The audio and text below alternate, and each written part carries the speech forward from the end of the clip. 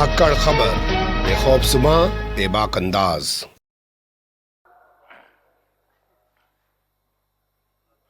अध्यक्ष महोदय, मैं आज इस सदन में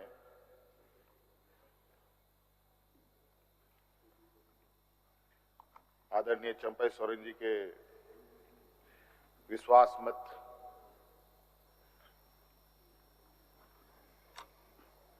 के इस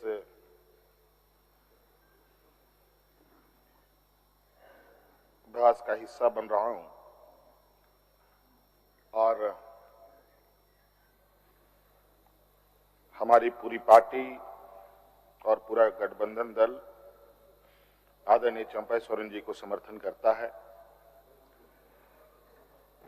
और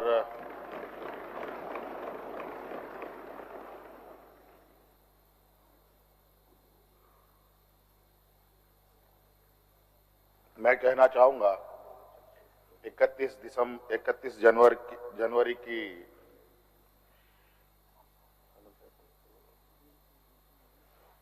जो काली रात, काला अध्याय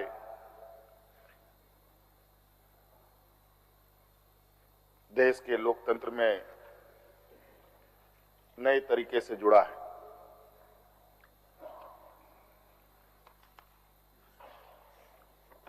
इकतीस तारीख रात को देश में पहली बार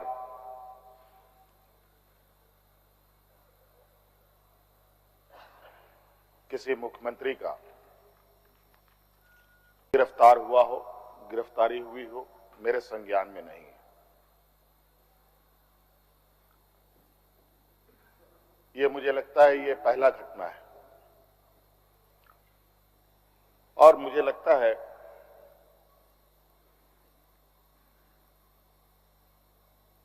इस घटना को अंजाम देने में कहीं ना कहीं राजभवन भी शामिल रहा है।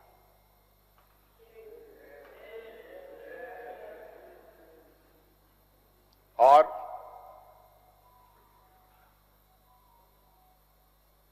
जिस तरीके से ये घटना घटित हुई है, मैं बहुत आश्चर्यचकित हूं।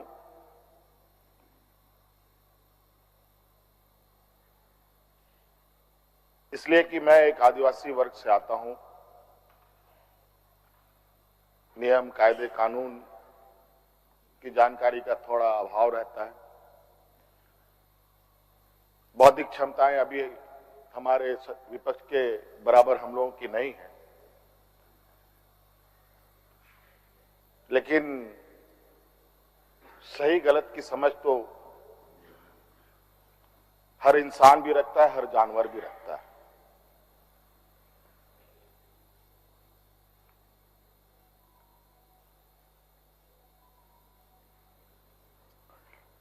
अध्यक्ष महोदय, बड़ी सुनियोजित तरीके से, बड़े लंबे समय से 2022 से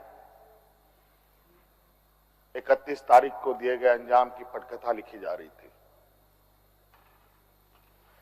बड़े तरीके से उस पकवान को बहुत धीमी आंच में पकाया जा रहा था, लेकिन ये इनकी जो पकवान है ये पकने को तैयार नहीं थे। लेकिन इन प्रकार इन्होंने इस आधे अधूरे पकवान को अपने लिए परोसा और बड़ी सुनियोजित तरीके से मुझे अपनी गिरफ्त में लिया है।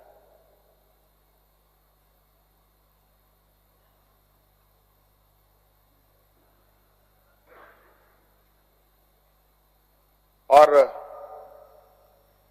आज कहीं ना कहीं ऐसा लगता है अध्यक्ष महोदय कि बाबा भीमराव अंबेडकर जी का जो सपना था कि सभी जात धर्म के लोग एक समान प्लेटफॉर्म पे आए, एक बराबरी और एक साथ चले,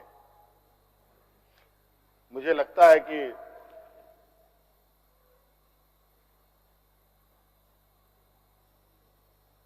जिस तरीके से बाबा भीमराव अंबेडकर जी को भी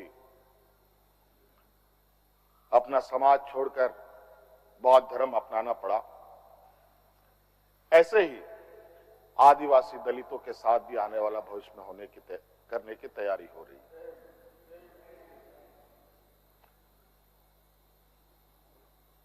बड़ा सुनिश्चित तरीके से अनेकों कालखंड को देखेंगे अध्यक्ष महोदय, जो इन आदिवासी दलित पिछड़े अल्पसंख्यक के ऊपर अत्याचार हुए हैं, वो अत्याचार अध्यक्ष महोदय नए नए चेहरे, नए नए शक्ल, नए नए रूप में दिखते रहे हैं। आज उसी का जीता जागता उदाहरण 31 जनवरी को देखने को मिला है।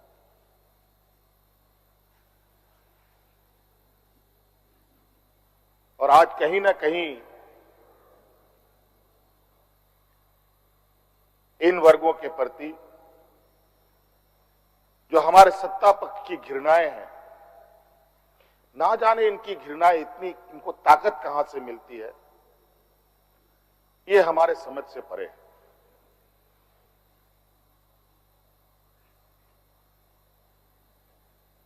इतनी घृणा, इतना द्वेष के प्रति इनका आदिवासी दलितों के प्रति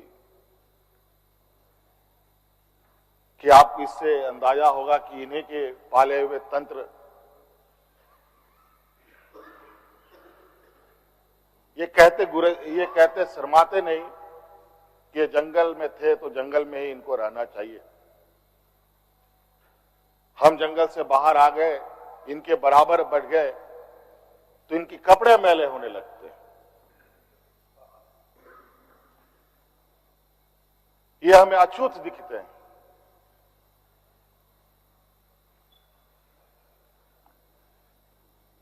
और इन्हीं विडंबना को तोड़ने के लिए हमने एक प्रयास किया था अध्यक्ष महोदय, क्योंकि झारखंड आदिवासी दलित पिछड़ा राज्य है, इन समूह को आगे बढ़ने का, इनका मार्ग प्रशस्त करने में हमने कोई कमी नहीं छोड़ी। इनका बस चले तो हम अभी भी जंगल में जाकर के वही 50-100 साल पुरानी जिंदगी में जिए। और मुझे इसका आभास था अध्यक्ष महोदय, जो इनके अंदर छुपी कुंठा है वो आए दिन ये बयां करती थी। इनके आचरणों से, इनके बयानों से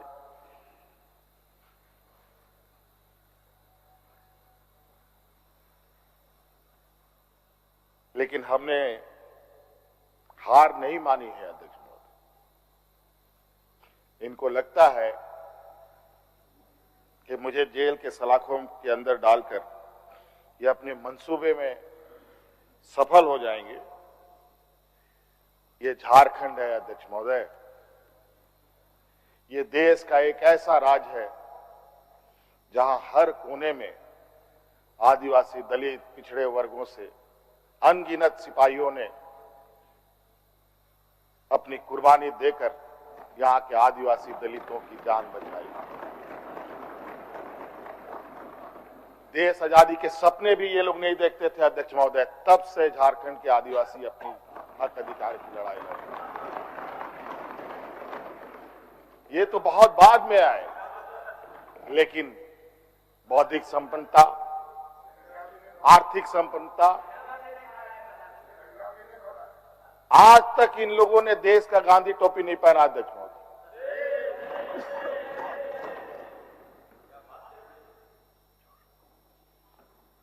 अध्यक्ष महोदय, ईडी, सीबीआई, इनकम टैक्स, जिनको देश के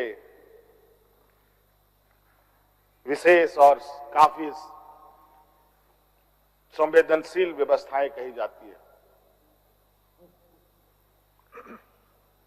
जहां करोड़ों रुपया, 12 लाख 14 लाख करोड़ रुपया डकार कर इनके सहयोगी विदेश में जाके बैठे हैं, उनका एक बाल बाका करने का औकात इनके पास नहीं है।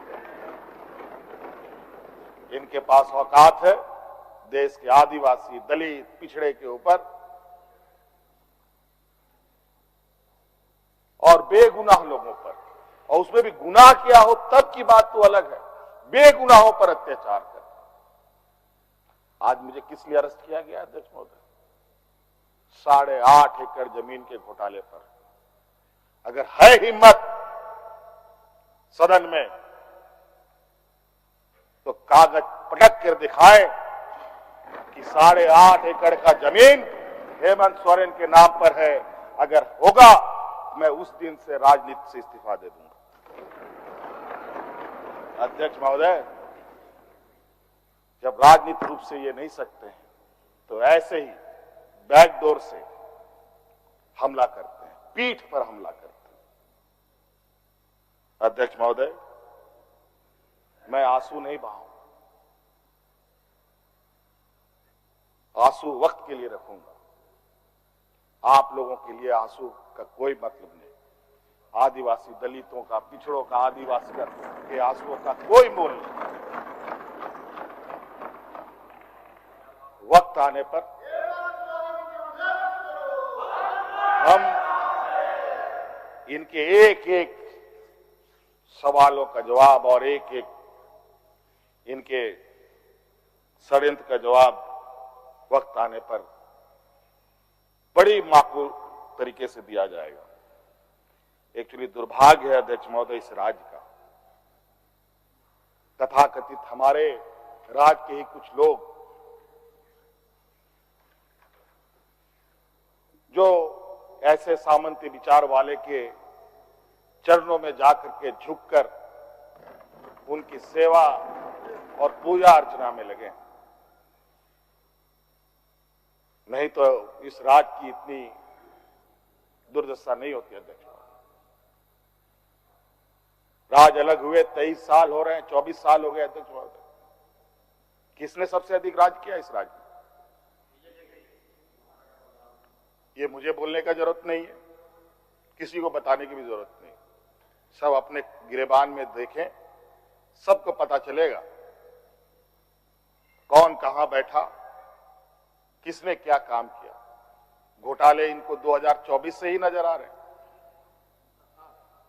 2000 से नजर नहीं आ रहे, 2019 से ही इनको नजर आ रहे हैं। आज ये नहीं चाहते अध्यक्ष महोदय, देश का आदिवासी, दलित, पिछड़ा, अल्पसंख्यक देश के सर्वोच्च स्थान पर पहुंचे। ये नहीं चाहते कि ये जज बने, ये नहीं चाहते ये आईएएस आईपीएस बने, ये नहीं चाहते ये राजनेता बने।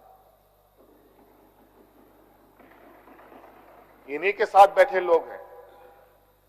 इन लोगों ने भी आदिवासी नेता बनाया था मुख्यमंत्री। बता दीजिए इन कितने आदिवासियों ने 5 साल पूरे किए। और मुझे पता था कि ये मुझे भी 5 साल पूरा करने में रोड़े अटकाएंगे,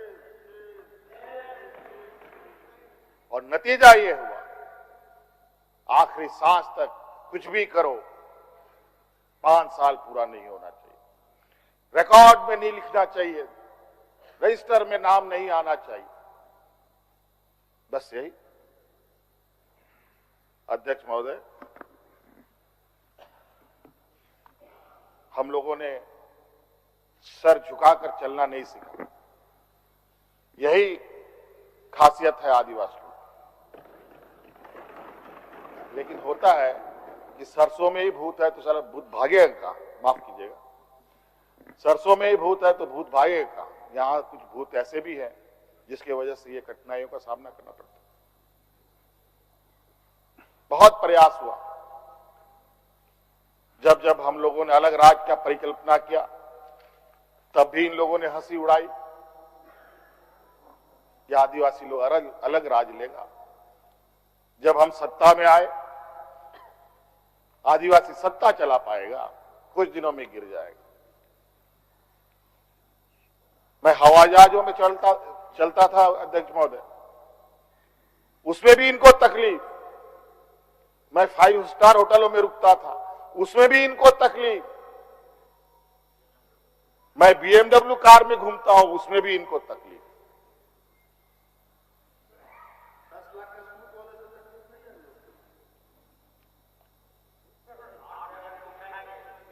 क्या कहावत है कि हम करें तो गुनाह, ये करे तो क्या, यही कहावत है। खैर छोड़िए। अध्यक्ष महोदय, बड़ा विचित्र स्थिति है। अब जो स्थिति दिखाई दे रहा है अध्यक्ष महोदय, कुल मिलाकर झारखंड के परिप्रेक्ष्य के अलावा पूरे देश के पैमाने में अब आदिवासी, दलित, पिछड़ा, अल्पसंख्यक सुरक्षित नहीं। विशेषकर झारखंड में तो यहां के खनिज संपदाओं को, जो वर्षों से इस पर लोगों की गिद्ध नजर है और आगे भी रहेगी। ये तो हम थे अध्यक्ष महोदय, ये बहुत फूक फूक करके उनको आगे बढ़ना पड़ता था। ये खुला दरवाजे की आदि हो चुके हैं। इनको कोई रोक टोक नहीं कर सकता। जो इनके सामने आएगा वो इसी तरीके के अंजाम से उनको गुजरना पड़ेगा। और इनको लगता है ऐसे अंजाम देने से झारखंड के लोग घबरा जाएंगे। ये आप लोगों की बहुत बड़ी भूल है, और इतनी बड़ी ये भूल होगी जो झारखंड का इतिहास आपको कभी माफ नहीं करेगा। अध्यक्ष महोदय,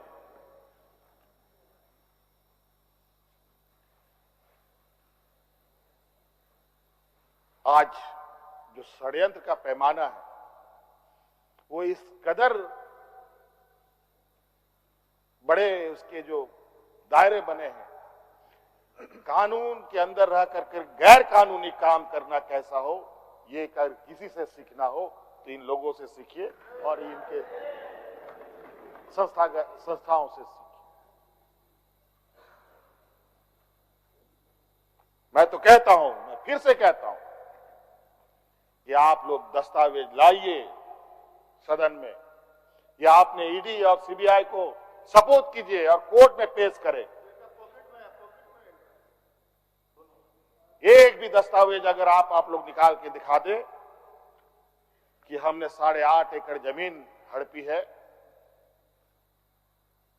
तो मैं उसी दिन राजनीति से संन्यास किया, झारखंड छोड़ के चला जाऊं। अब इनको नहीं मिला तो हमारे बीवी, बच्चों, परिवारजनों के खाता बही ढूंढने में लगे। ये पैसा कहां से आया, वो पैसा कहां से आया, ये आया, वो आया। अध्यक्ष महोदय, असमानताएं देखिए इसी सदन के अंदर। जो सरकार के द्वारा उपलब्ध कराए जा रहे ऋण, जो यहाँ के आदिवासी विधायकों को कितने वर्षों के लिए मिलता है और गैर आदिवासियों को कितने सालों के लिए मिलता है।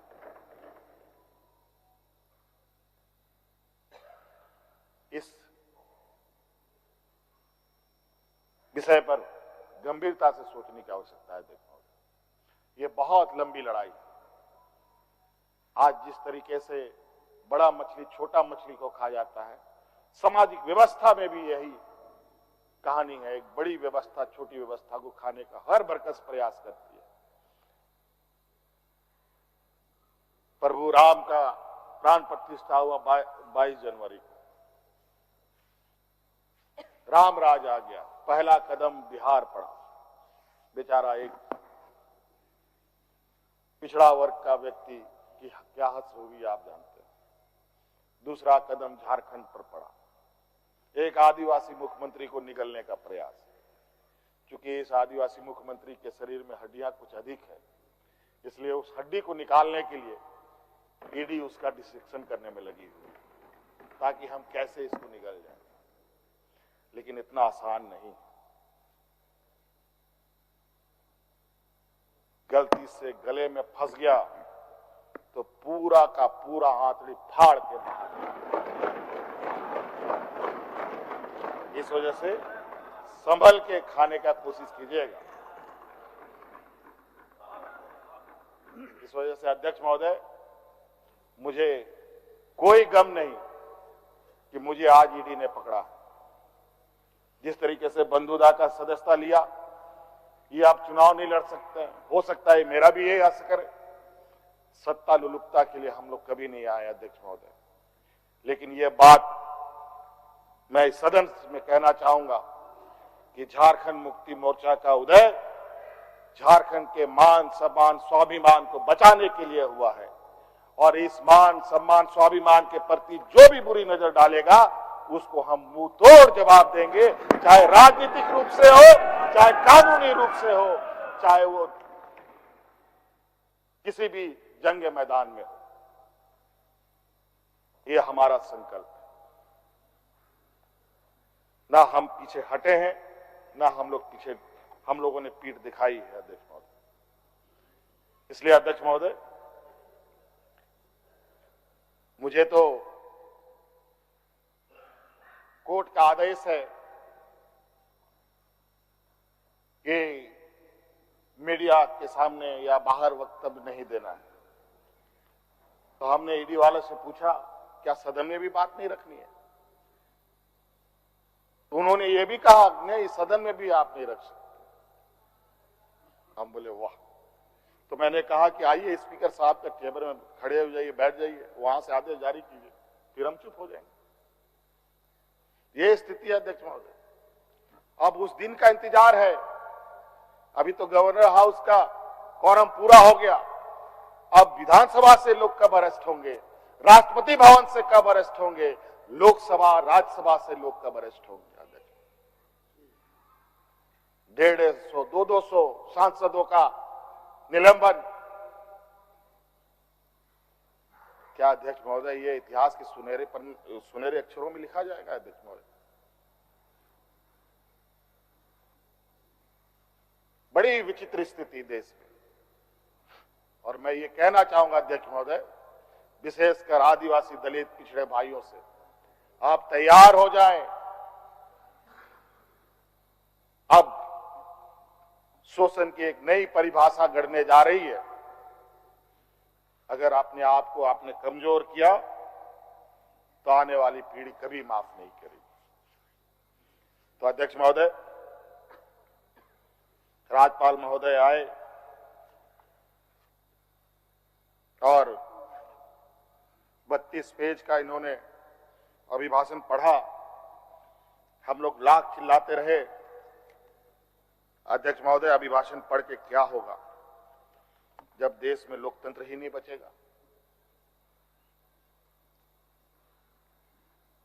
आज हर चीज पिछले दरवाजे से हो रहा है।